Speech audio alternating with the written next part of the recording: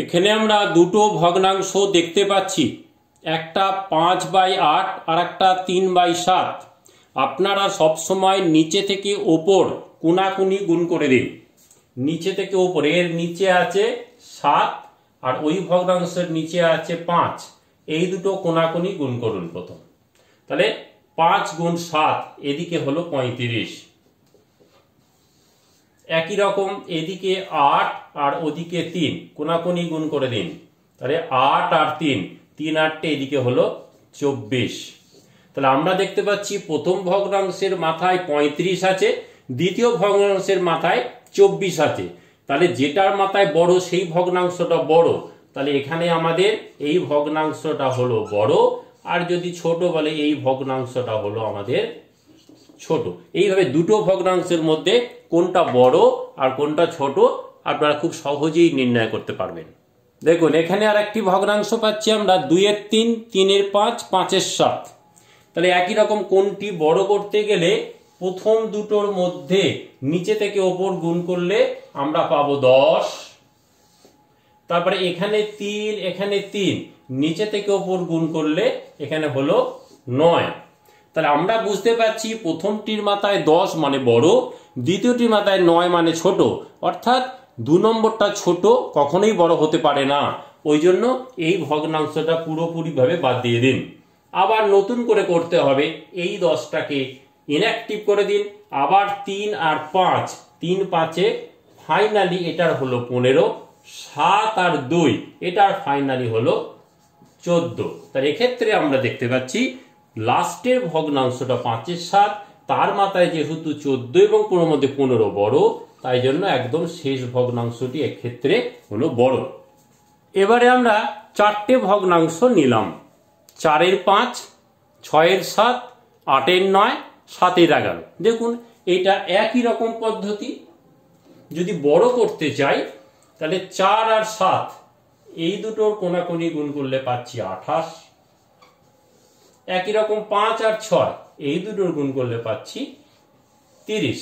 সেক্ষেত্রে বড় যেহেতু 30, তাহলে আমাদের উত্তর কখনো 4/5 হবে না, ওটা বাদ। আবার এই 30কে ইনঅ্যাক্টিভ করে দিন নতুন করে আবার। তাহলে 7 আর 8 এই দুটো গুণ করলে পাবো 56। 6 আর 9 এই দুটো গুণ করলে পাবো 54। এক্ষেত্রে 54 ছোট, 56 বড়। এখনো পর্যন্ত 8/9 কিন্তু বড়, এটা বাদ। আবার এটা বাদ দিয়ে নতুন করে 7 9 63, 8 11 88। তাহলে 63 থেকে 88 বড়, তাহলে 8/9 হলো আমাদের সব থেকে বড় ভগ্নাংশ। এইভাবে আমরা 4টের মধ্যে কোনটি বড় সেটাকে নির্ণয় করতে পারি। এবারে আমরা বার করব কোনটি ছোট। 2/3, 5/7, 4/9, 11/12। আমরা যেভাবে বড় নির্ণয় করছিলাম সেইখানে কিন্তু একটা বড় একটা ছোট আসছিল, কখনো শেষ পর্যায়ে সেই ছোটটা উত্তর হতে পারে না।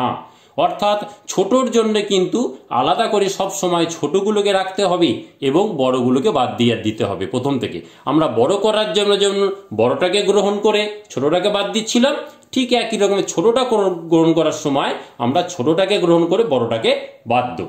তাহলে এখানে 3 5 15, 7 2 14। তাহলে এই দুটোর মধ্যে 14 ছোট, তাহলে উত্তর ছোট 14 হতে পারে, অর্থাৎ 2/3 হতে পারে। এক্ষেত্রে মধ্যের ভগ্নাংশটা সম্পূর্ণভাবে বাদ দিন, কারণ এটা এর মধ্যে বড়, তাহলে ছোট হবে না। আবার 14কে ইনঅ্যাক্টিভ করে 3 4 12, 9 2 18। তাহলে কি বোঝা গেল, এখানে 18 বড় 12 ছোট, তাহলে এদের মধ্যে 2/3 আবার কিন্তু ছোট হতে পারে না, বাদ। নতুন করে 12কে ইনঅ্যাক্টিভ করে 9 11 99 আর 4 12 48। তাহলে আমরা দেখছি 99 বড়, 48 ছোট। তাহলে 4/9 এদের মধ্যে কিন্তু সব থেকে ছোট ভগ্নাংশ। দেখুন বোর্ডে 4খানা ভগ্নাংশ লেখা আছে, 11/12, 5/7, 4/9, 2/3। আবার নিচে একই ভগ্নাংশ লেখা আছে। আমরা এখানে ওপরের 4টি ভগ্নাংশের মধ্যে কোনটি সব থেকে ছোট ভগ্নাংশ, নিচের 4টি ভগ্নাংশের মধ্যে একই ভগ্নাংশ ওইগুলোই, তার মধ্যে কোনটি বড় বার করব। একসাথে করা শেখাচ্ছি এই কারণে, আমরা যখন ছোট বার করি তখন সব থেকে অঙ্ক করতে করতে একদম শেষে যেটির মাথায় সব থেকে ছোট ওটিকে আমরা ছোট ভগ্নাংশ ধরি, কিন্তু সেইখানেও কিন্তু একটা বড়, ওটাকে আমরা বাদ দিই। ওই বড়টা কিন্তু 4টের মধ্যে সব থেকে বড় নাও হতে পারে।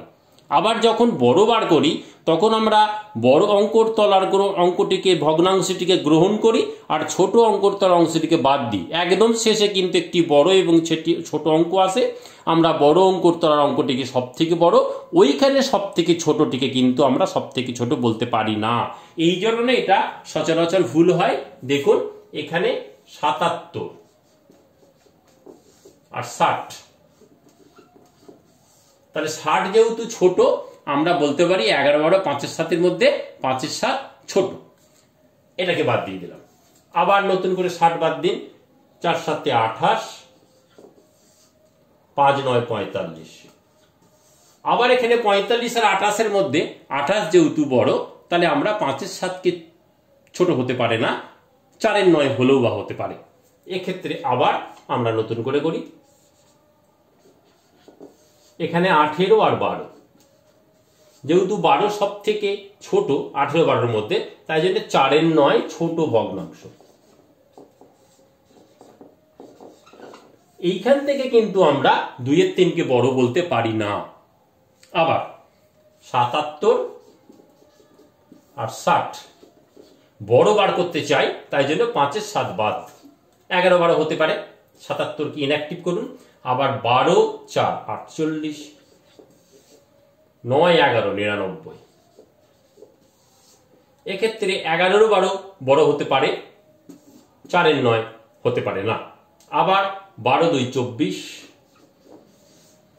3, 11, 33। এখনো পর্যন্ত 24 থেকে 33 বড়, সেই জন্য 11, 12